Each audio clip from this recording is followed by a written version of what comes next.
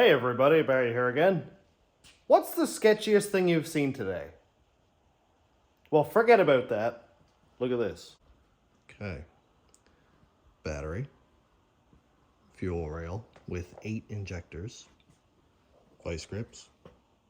Fuel pressure regulator that doesn't regulate. Oil jug full of gas with a fuel pump in it.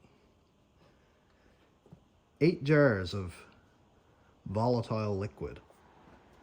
Anyway, I made an injector flow bench. Haha. Who needs $20,000 worth of equipment when you have a fuel pump, wire, and jars? So this is the results from my first test. If you look here, this bank is absolutely dead even. Like, I don't know if there's a milliliter off.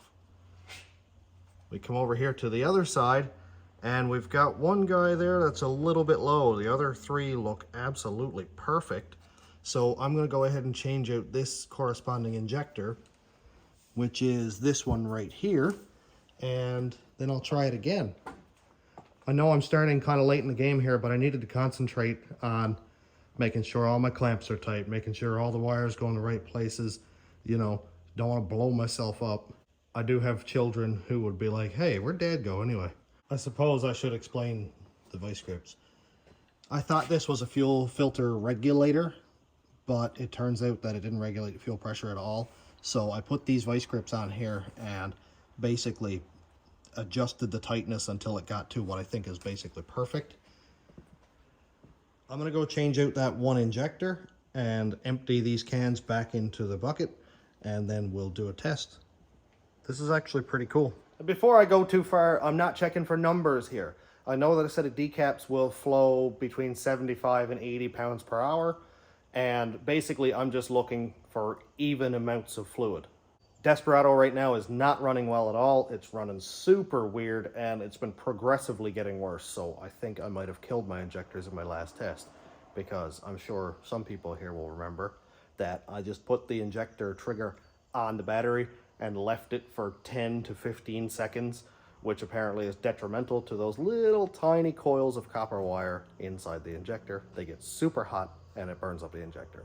And I do remember faintly that while I was doing the test, the second time I did the test with the same set of injectors, I burnt out like 3, and I thought, hey, well, maybe they were just faulty. But I think I'm the problem. I need to purge the air from the rail and the fuel lines where I just replaced that one injector. That is this one right here. And also I want to check to make sure that my vice grips are doing the job. So let's give this a purge. We're going to activate the fuel pump first. There's the pressure climbing. And way too much pressure, but watch what happens when I activate the injectors. Pressure drops off.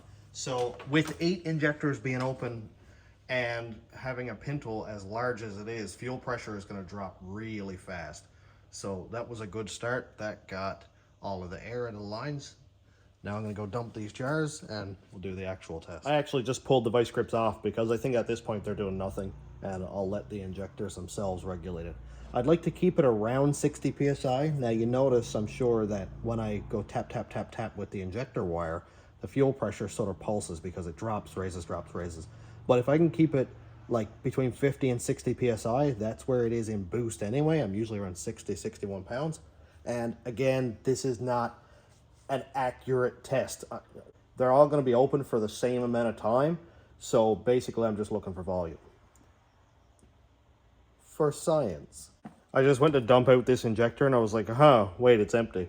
Yeah. Might work better if you plug the injector in, Barry.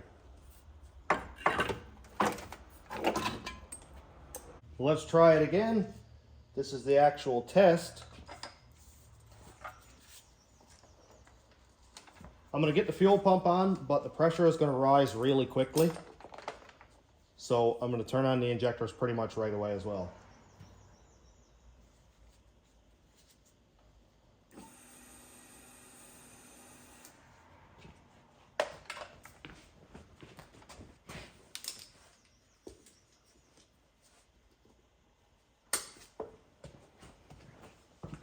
I forgot that I had to have the vice grips nipped onto the return line to get the fuel pressure to raise.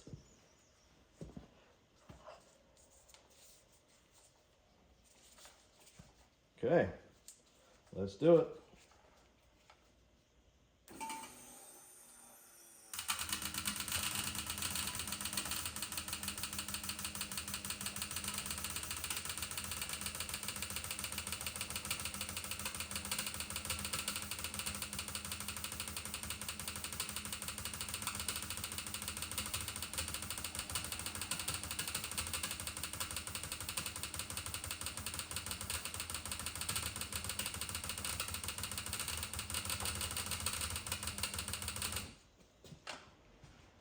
Well, there we go. Next step is to remove the fuel rails off of the bottles and line them up. Okay, results time. This set of bottles back here is the inside. Obviously, this one is the outside. These right here, just as even as before. Obviously, the bottles are not all level, but that looks perfect. And then out here, oh boy, I think we got a set. Sweet. Man, that was awesome. Look how many I have left. Beautiful. All I need to do now is basically set these up, have pressure on them, and leave them for a little while, make sure none of them leak. I just set this up really quickly. I have the fuel pressure at just under 50 psi. That is just fine. I left the vice grips nipped on here so that it won't just return all the fuel pressure, because as soon as I let that off, it just dumps the pressure back into the bottle. I've got it set up high like this, and I wiped off the bottom of each injector, and I'm gonna leave it for, well, as long as I can. I'm gonna go pull the injectors out of this anyway, and that'll give me lots of time to see if it leaks. But as of right now, I don't see any fluid, so that's a good sign. Just as a more accurate test, I put all the bottles over here, and look at that, man. I think we're in great shape. Again, obviously this does not represent, and I'm not trying to duplicate an actual injector flow test. The actual machines are amazing. They go through all the duty cycle, the pulse width of each injector. They test the flow at specific RPM intervals, and I just can't replicate that here. So if you're gonna do something like this, do not blame me. If your shop burns down, if you burn all the hair off your eyebrows, please don't come back and yell at me. This is your warning. I don't want anything to do with it, and you should make better choices than I do. In saying that, it does work. So thanks for coming along this ridiculous journey with me once again. I really enjoy doing this science stuff, and I enjoy when you guys watch and comment and say, wow, that's ridiculous. I've never thought about that before.